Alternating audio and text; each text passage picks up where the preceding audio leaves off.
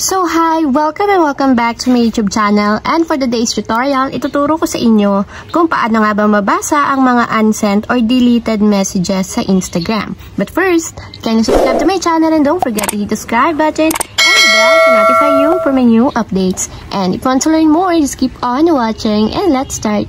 So ayan, for today's video, gagamit muna tayo ng Google Play Store. So may gagamitin tayong application which is yung Unseen. So yun yung gagamitin natin para masin natin yung mga unsent messages na sinasend sa atin sa Instagram.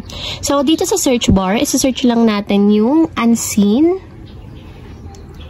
Then, search lang natin. And ganito yung itsura ng application. So, kulay blue na logo and nakalagay is Unseen, no last seen.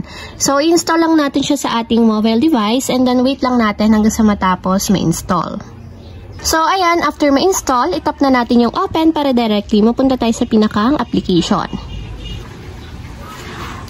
And then, after nandito, itap lang natin yung X button na nandito sa upper left corner para ma-skip natin yung subscription. And then after nyan, tap natin yung next.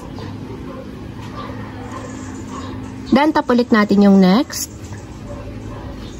And yung next ulit, tap ulit natin. And dito, tap ulit natin yung next. So ayan, dito naman is itatap natin yung give authorization para ma-access yung ating mga chat sa Instagram.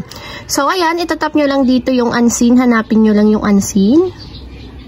And dito, kung makikita nyo, mayroong switch button sa right side niya. Ang gagawin nyo lang is itatap nyo para ma-turn on or ma-enable. Then, tap allow. And kung makikita nyo, naka-enable or naka-turn on na yung switch button na nandito sa Unseen para ma-allow yung notification access. So, balik natin.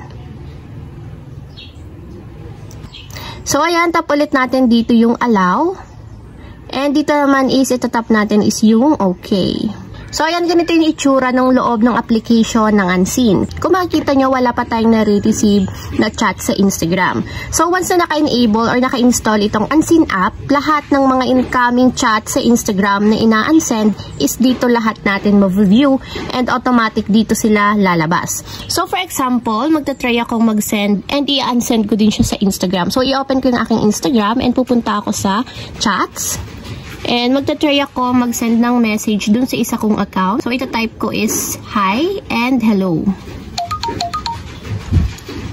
So, ayan, i-unsend ko din siya. Ipapakita ko sa inyo.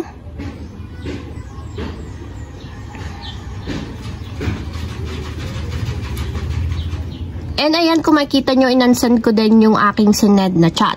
So, para ma-view natin yan, i-open ko muna yung isa kong account. So, isi-switch account ko lang siya. And dito sa isa kong account, i-open ko yung chats. And kung makikita nyo, wala akong na-receive na chat or message dito sa aking isang Instagram account since nga in-unsend ko din kanina yung sinend ko na chat.